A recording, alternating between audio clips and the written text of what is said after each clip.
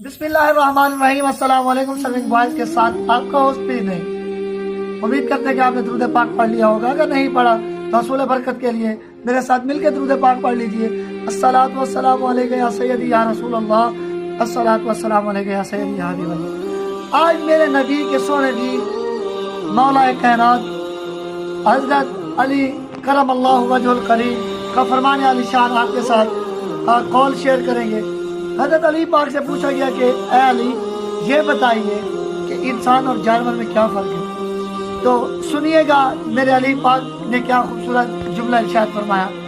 आपने फरमाया, जानवर वो होता है जो सिर्फ अपने लिए सोचता है और जो दूसरों के लिए सोचता है असल इंसान वो होता है। तो काइंडली अपने मुसलमान भाइयों का ख्याल करें, अपने लिए नहीं अपने भाइयों के लिए सोचें और देखते रहे सर्विंग बॉयज। आपका अपना होस्ट पीर नहीं। मिलते अगली वीडियो में। अस्सलामु अलैकुम वरहमतुल्लाहि